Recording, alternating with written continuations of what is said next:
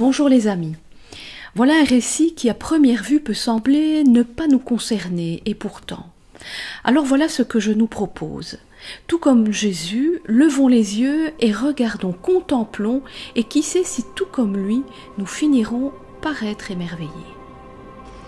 Jésus s'assit dans le temple, en face de la salle du trésor, et il regardait comment les gens y déposaient de l'argent. De nombreux riches donnaient beaucoup d'argent. Une veuve, pauvre, arriva et mit 2 petites pièces de monnaie. Jésus appela ses disciples et leur dit « Je vous le déclare, c'est la vérité, cette veuve pauvre a mis dans le trésor plus que tous les autres.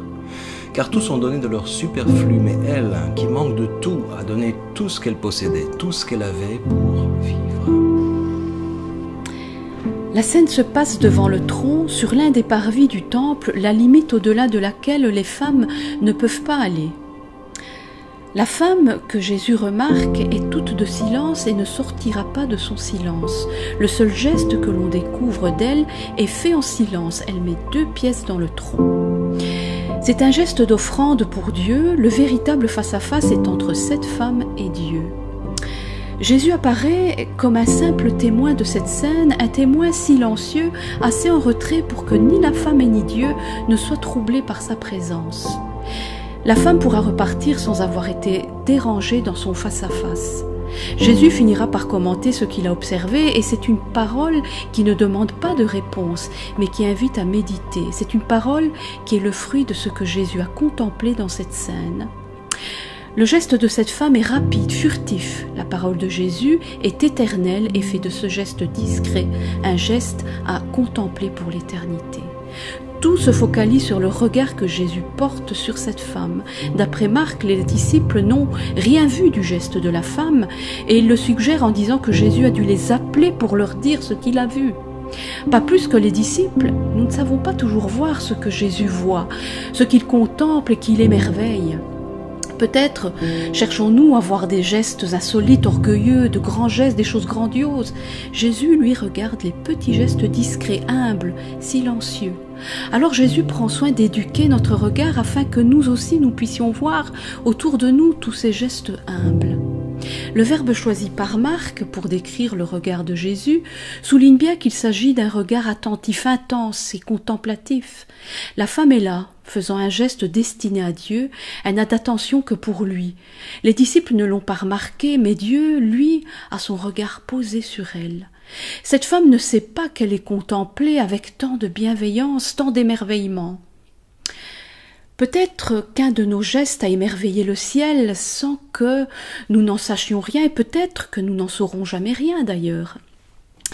Mais il me semble que cela nous sera révélé un jour par celui qui retient avec une grande attention les gestes aussi humbles et aimants que donner un verre à boire à un assoiffé, donner à manger à celui qui a faim, revêtir celui qui est nu, adresser un regard, une parole à celui qui est découragé.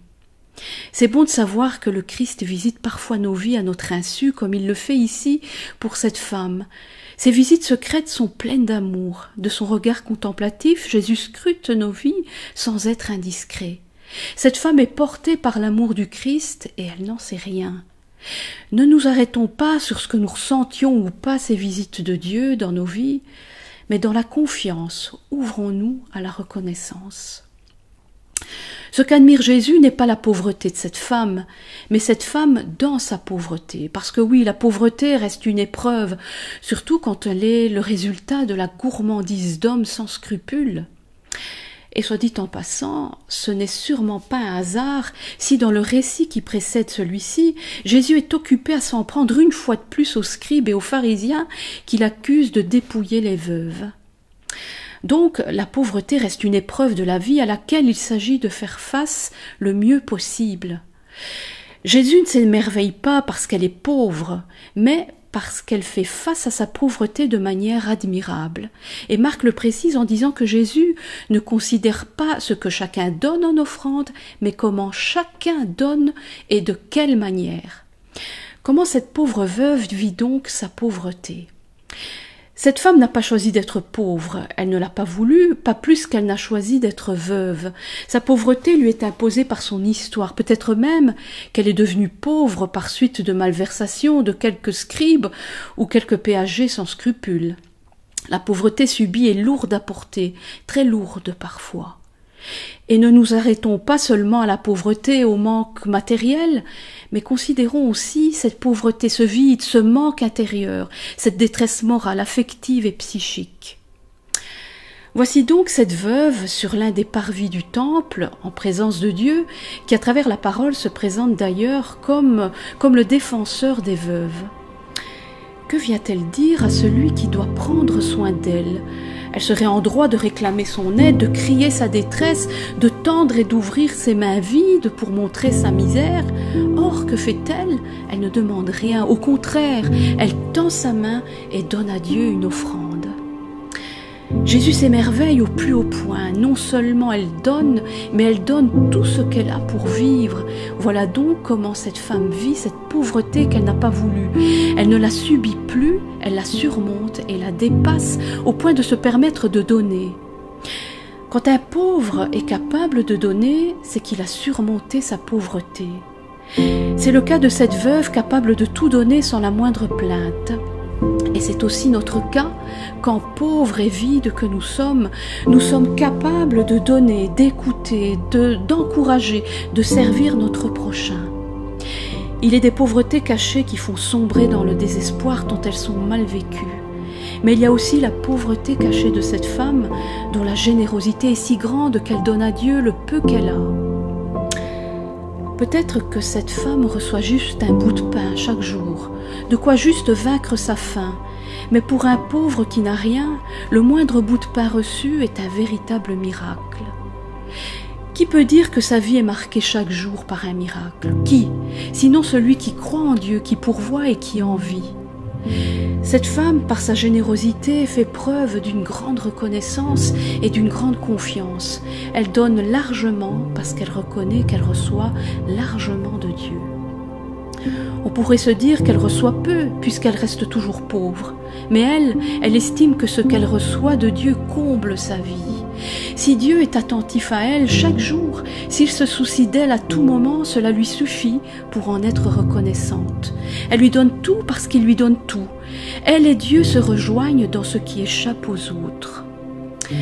Cette femme n'a plus de mari, elle a perdu l'homme qui lui était le plus proche. Elle n'a peut-être pas d'enfant pour la prendre en charge, pas d'autre père peut-être que Dieu, et l'intimité de sa vie s'est concentrée en Dieu. Ce qu'elle reçoit de lui est bien plus que le pain et le vêtement. Infiniment plus, elle reçoit l'amour du Père.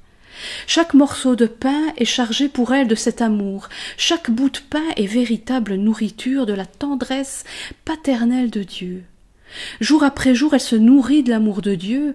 Pourquoi ne donnerait-elle pas tout à Dieu en signe de reconnaissance ? S'agirait-il de dépendance alors ? Le mot dépendance ne convient pas bien pour parler de notre relation avec Dieu. Parlons plutôt de communion, une communion d'amour, un amour sans marchandage qui relève du pur désir de Dieu. C'est un cœur de veuve que cette femme offre à Dieu, c'est-à-dire un cœur en deuil, un cœur meurtri, blessé par la mort, un cœur qui connaît cruellement le manque. Et Jésus parle précisément de manque. C'est de son manque qu'elle a mis tout ce qu'elle a pour vivre. Comment peut-on donner ce qui manque, ce qu'on n'a pas, donner un vide ? Le seul vide que cette veuve peut donner, c'est une place vide dans son cœur. Il faut d'ailleurs qu'une place soit vide pour être offerte. C'est ce vide-là qu'elle offre à Dieu. Jésus peut contempler dans un même regard Dieu et la femme. La pauvre veuve est là, à l'entrée du temple, à l'entrée du cœur de Dieu, dans l'élan de son amour pour lui. Et Dieu est également là, à l'entrée, comme celui qui cherche aussi, qui désire aussi, comme celui qui se tient à la porte et qui frappe. Oserais-je dire qu'il se tient là aussi comme un pauvre, en recherche de communion et d'amour ? En donnant ses pièces, elle donne tout. Comme le dit Jésus, tout ce qu'elle a pour vivre, sa vie, son amour, son cœur. À travers ses pièces, c'est son cœur qu'elle donne à celui qui dit « Mon enfant, donne-moi ton cœur ». Le récit n'est pas fini. Une femme est à l'entrée du temple et Dieu à l'entrée de son cœur. Elle contemple Dieu et Dieu la contemple en silence. Il l'accueille dans son temple et elle l'accueille dans le sanctuaire de son cœur. Le reste est enfoui dans leur intimité. Il faut être Jésus, c'est-à-dire Dieu et pauvre à la fois, pour contempler, pour comprendre l'intimité de cette scène. Et s'il parle de cette scène, ce n'est pas à la foule et ni aux riches, mais à ses seuls disciples, à nous. Peut-être serons-nous assez pauvres et assez attentifs pour comprendre à notre tour. J'aimerais nous proposer, pour ceux qui le veulent, et humblement, de prier ensemble, et afin d'être en communion, de partager notre prière par le biais de notre groupe SM, sur WhatsApp donc. On a parlé d'intimité, oui, mais ici, il s'agirait de faire de chaque prière une offrande à Dieu, de nous réunir, de nous unir en un seul cœur devant lui.